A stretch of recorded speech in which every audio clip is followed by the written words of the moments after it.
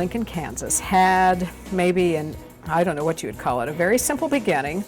It started when I was so thrown back by the looks of Abraham Lincoln. This individual I thought was a ghost of Lincoln for sure. I couldn't even speak. I was so amazed how much he did look like Abraham Lincoln.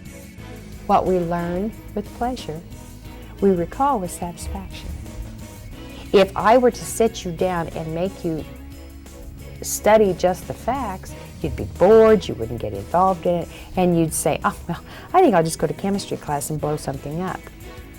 But I touched you last night, and I touched you today, and you won't ever be the same.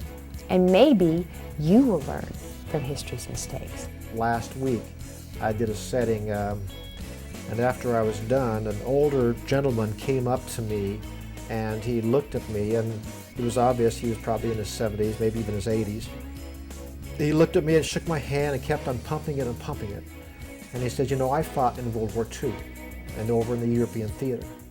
And he says, all my life, now he's still pumping my hand, all my life I have read about Lincoln, heard about Lincoln, and I've always respected him.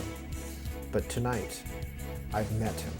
You get an adventure and an experience a lot more than you get anything else. You just have no idea what's going to happen.